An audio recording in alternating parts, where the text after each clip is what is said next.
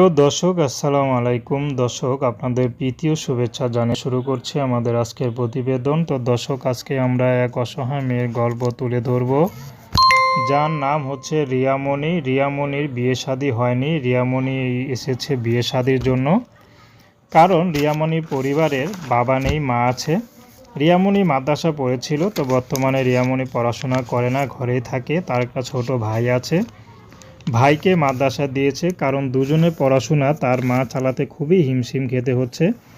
তো তার মা চাচ্ছে রিয়ামণিকে এখানে না রেখে তার কাছে চাচ্ছে বিয়ে শাদী দিতে, কিন্তু অভাবে সংসারে কে তাকে বিয়ে শাদী করবে? যারাই বিয়ে করতে আসে তারাই শুধু যৌতুক চায়। তো রিয়ামণি এখন ইউটিউবে এসেছেন, যদি ভালো একটা জীবনসঙ্গী পায়, সেই মানুষটি যেমনই হোক, রিয়ামণি বিয়ে শাদী করতে রাজি আছে। রিয়ামণির ব্যক্তিগত কোনো পছন্দ নেই। রিয়ামণিকে যে আপন করে নিতে পারবে, সে যদি বিবাহিত হয় তারপরও রিয়ামণি বিয়ে করবে, কারণ রিয়ামণির এখন আর কোনো পথ নেই। কারণ তার মা পরের বাসায় কাজ করে, ফাঁকে ঝোঁকে সেলাই মেশিনেরও কাজ করে, অনেক কষ্ট করে সারাদিন। তো রিয়ামণি ঘরেই থাকে, রিয়ামণি ঘরে কাজবাজ করে।